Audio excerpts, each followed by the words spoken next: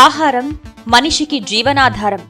మనిషి శారీరక, మానసిక ఆరోగ్యాన్ని సంరక్షించడంలో ఆహారం ప్రముఖ పాత్ర వహిస్తుంది. ఆహారం శరీరానికి కావలసిన పోషక విలువల్ని అందించి మన శరీరం దృఢంగా ఉండటానికి సహాయపడుతుంది. ప్రపంచవ్యాప్తంగా దాదాపు 150కి పైగా దేశాలు అక్టోబర్ 16వ తేదీని ఆహార దినోత్సవంగా జరుపుకుంటారు.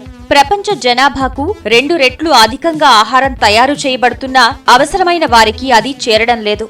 ఆహారంపై ప్రతి మనిషికి హక్కు ఉంటుందన్న అవగాహన కల్పించేదే ప్రపంచ ఆహార దినోత్సవం. ఆహారం అంటే ఇష్టపడని వారుండరు. మన ఒక్క భారతదేశంలోనే కొన్ని వేల రకాల వంటలున్నాయి. ఇక ప్రపంచం మొత్తం మీద చూస్తే లెక్కలేనన్ని. ప్రత్యేక సందర్భాల్లో ముఖ్య ఆకర్షణ విందు భోజనమే.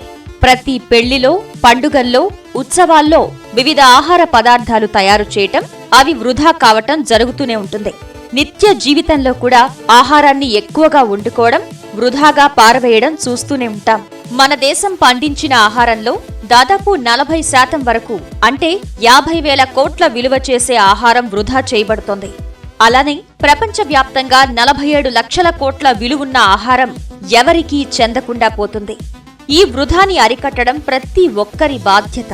వాతావరణ మార్పులకు అనుగుణంగా పంటల దిగుబడిని అభివృద్ధి చేయటం, సమతుల ఆహారాన్ని జనాభా అవసరాలకు తగినట్లుగా అందించడం, ఆహారాన్ని వృధా చేయకుండా ప్రతి మనిషి కనీస అవసరాల్ని తీర్చడం అందరి లక్ష్యం కావాలి.